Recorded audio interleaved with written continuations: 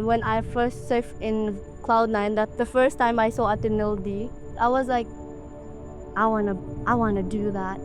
I wanna be like them. They're so good. I wanna compete like them too.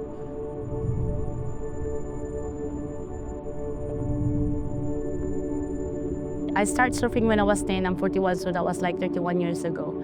And started competing when I was 16. I think the first prize I got was 500 pesos, was in Kabuntog awarding place. That's a big money. That's a lot of money. That was a lot of money already, but yeah, that's already a big help for me. I realized when I started earning that, I was like, oh shit.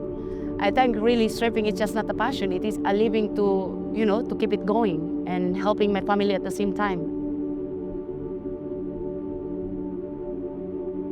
When I started up, like it's pretty much one board, but sometimes I waited for hours just to wait for my turn, and ended up I couldn't get it. I couldn't get the board because everyone's still using it. So I asked my cousin if I could have it after an hour. They said, yeah, you could wait. In the end, I couldn't get it because the boys are not done yet. I used to surf with no board. I mean, I used to go to competition and just borrow the other person board. I go to Philippines with nothing with me, like no board with me. So that's how hard it is before. But now, of course, now we can get our own board already, or some of us, like, we can afford to buy board because now it's different. It's a lot of help, like the community, it's getting big and everybody's helping each other already. So it's a massive difference before to now. So when I was 16, also part of competing, I realized there's more girls, other part of the Philippines wants to learn how to surf. So that's when I realized, oh man, this is good. And girls are not scared, especially when it comes to the sport also, they're not scared to being dark. So now I'm so sure like that bullying, being dark, it's kind of stopped right now because now mostly all the locals or other people, especially Filipinos, they realize like being dark, it's nice. Yeah, they call us pretty morena now. Yeah. And before used to be angta and ugly. And now they like us. I was like, hey, you used to bully me. And then It is like you that. like me now?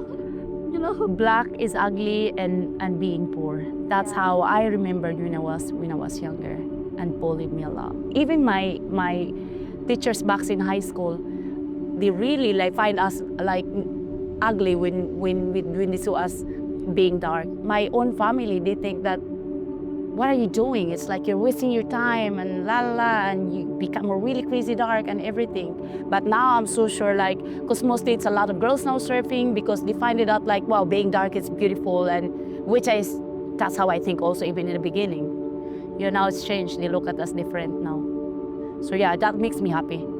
Yeah, because it's not a lot of girls wanted to surf before also because they're scared to be out there. And of course, surfing career, it's not easy. I mean, being out there and surfing in Cloud9, it's scary.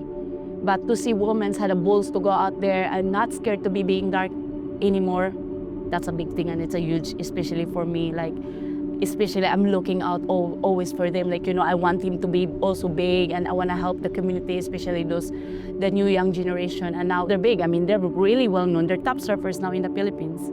So it makes me happy to see them grow and big now. For me, it was always like a wish come true to see more women out in the water. And whenever I saw these kids start surfing, I was like, wow, this is a sign that I knew the community is going to get bigger when it comes to women's surfing generation and, us also their career. More girls in the water is just also more fun. It's different adrenaline. Yeah. Like, Because when you go surf with the boys, it's all about like, okay, get these waves. I want to catch big one. Yeah. But when you go with the girls, like, you catch the waves and you talk and you can go on the side and start laughing again. You talk about it and you go there again. It's different. Surf with the boys, it's crazy good vibes, and also to surf with the girls, it's also different vibes. And like both good, but it's nice but to surf with a lot of girls. To surf with girls. When sometimes we have a girls surf trip. Oh, I love that. It's always good. It's Yeah. always good to travel with girls, and yeah.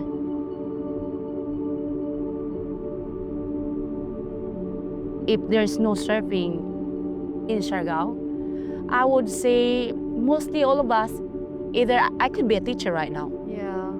or you could be a nurse or something like I that. can be a tour guide.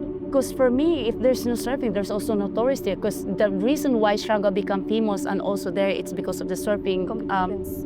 It's pretty much Siargao become famous because of surfing. Without it, there's Siargao wouldn't be, it wouldn't exist, I would say. So mostly all of us probably, if I'm not a teacher, I would say I would be somewhere in Manila working as a nanny or working like just being on a household thing. Then mostly all of us, our parents, they are farmers until now, and still a lot of them, they're still farmers and fishermen. But now it's good, it's getting big and very easy to earn money, but also the problem, it's getting big.